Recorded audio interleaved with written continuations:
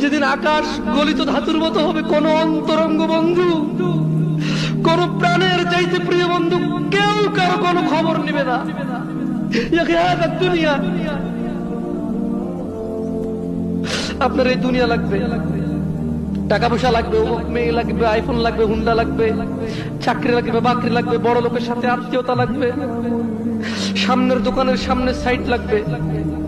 ইউবাসসিরুনাহুম ওয়া মুহাম্মদ সাল্লাল্লাহু আলাইহি ওয়াসাল্লাম ইউবাসসিরুনাহুম, আপনি ওদেরকে দেখতে পাবেন। ইয়াওয়াদ্দুল মুজরিমু লাউ ইফতাদি মিন আযাবি ইয়াউমিযিন বিবানি,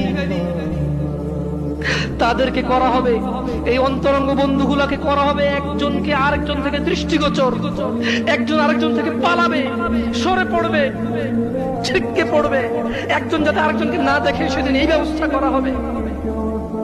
সেদিন আপনি মুহাম্মদ সাল্লাল্লাহু আলাইহি সাল্লাম অপরাধীদেরকে দেখবেন, সে শাস্তির বদলে, আল্লাহর আযাবের বদলে, আল্লাহর গজবের বদলে, আল্লাহর শাস্তির বদলে, আল্লাহর দণ্ডের বদলে এই অপরাধী, বেনামাজি, ঘুষখোর, সুদখোর, মারামারি, দখলদারি, চুগলখোর, মুশরিক, কাফের, মুনাফিক, বেঈমান, অহংকারী, সেদিন এই লোকগুলো দিতে চাইবে আল্লাহকে কি?